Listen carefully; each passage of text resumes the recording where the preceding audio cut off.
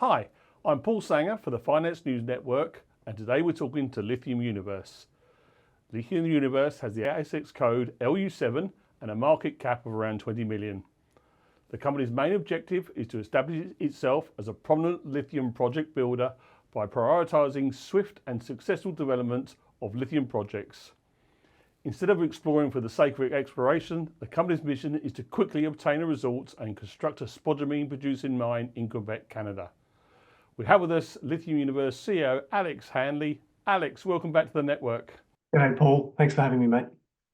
Now, Alex, it's been a dynamic start to 2024 for Lithium Universe. The company has been actively addressing the lithium conversion gap and we've been implementing strategies to narrow it. Can you elaborate on this initiative? Yeah, absolutely, Paul.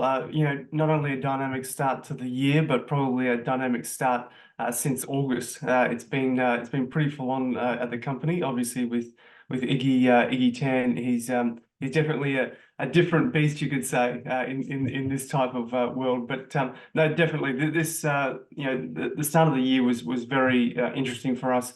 We obviously just released the what we call the conversion gap strategy, and what this is in real simple terms is a very simple supply and demand thesis in North America. As we all know, Australia is the, I suppose, main supplier of hard rock spodumene over the last decade. And what we've seen in the last 3 to 4 years is discoveries and new operations coming online within the Atlantic corridor. So that's including South Africa, West Africa, Brazil, and more importantly for us in a tier 1 jurisdiction in James Bay and Quebec.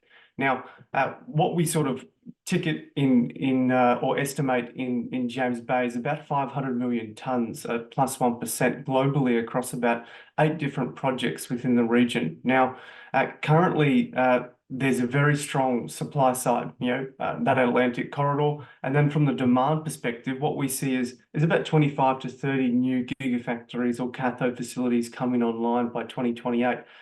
This equates to about 850,000 tonne per annum of lithium chemicals required. Now, currently in North America, there's no converters for hard rock spodumene, right? Anything that's actually mined in North America or that Atlantic corridor is having to make its way all the way to China to be converted before coming back and getting fed into the gigafactories and cathode facilities. So, what we're doing is we're building a converter in North America to onshore that supply chain within the North American ecosystem. And so what are the latest findings from the test program regarding the lithium carbonate refinery? Yeah, we've set up a lab to test our process flow sheet. It's obviously a flow sheet that we're very familiar with. It's based on the Jiangsu design, which Iggy Tan, Jingwan Liu, and John Loxton delivered for Galaxy back in the day. What we found, well, I suppose first a bit of background. What we did, we grabbed 4 different samples from across the world, two in Australia, 1 in Brazil, and then 1 also in Canada.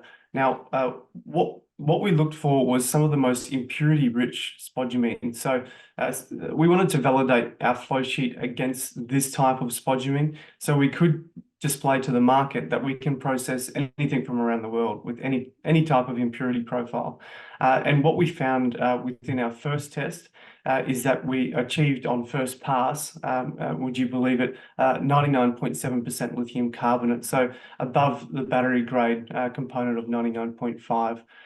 So the first test result, Paul, was a success, and we've got 3 others currently under test. Wow, really impressive. And you also recently secured some Quebec prime industrial land for for your proposed lithium refinery.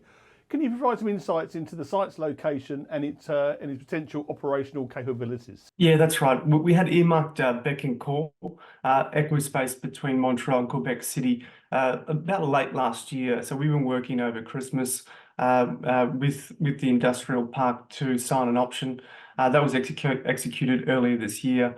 And why we've chosen this ground in particular, Paul, is that we've obviously got direct use to hydroelectricity, so very cost-effective green energy. We're also right on the highway. We've got rail access, but most importantly for us is that we have port infrastructure about 2 kilometres from our block.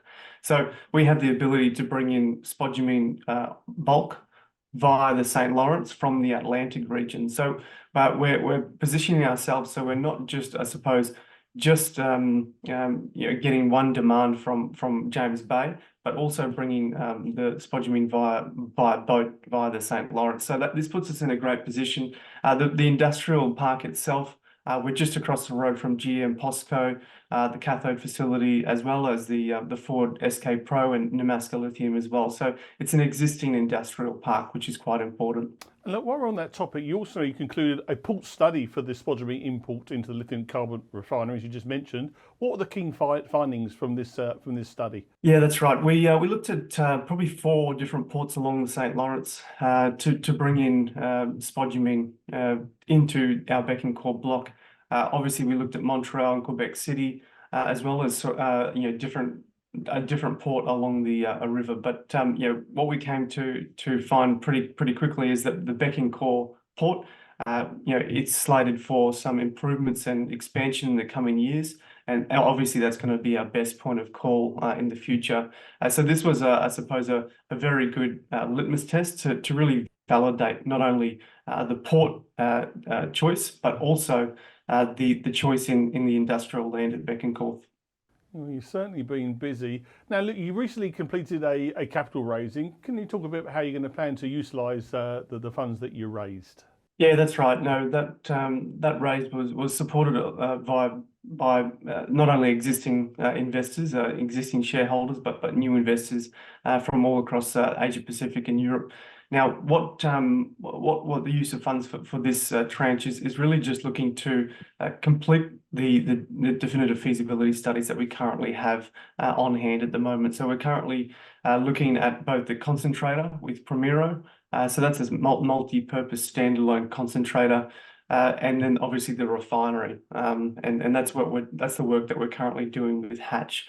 So they're the 2 main bodies of work at the moment that we're progressing with those use of funds, and they're slated for completion by the end of the year. And looking ahead to the remainder of 2024, what upcoming developments can investors expect from Lithium Universe over the next 6 months? Well, Paul, we're very active, so we're tapping both the networks in the Asian market as well as in the European market to really understand what type of partners are out there that we can potentially do deals with, whether that be OEMs.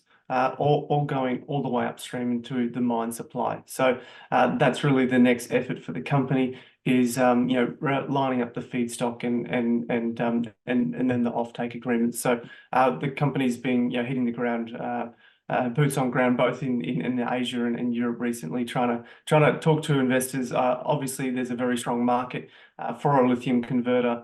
And a proven technology like what we have in North America. So it's about understanding what those partnerships really look like at this stage. Alex, been an absolute pleasure. Really appreciate the update. Clearly, you've been incredibly busy, and we'll watch very closely what happens over the next 6 months. Very good. Thanks, Paul. Thank you.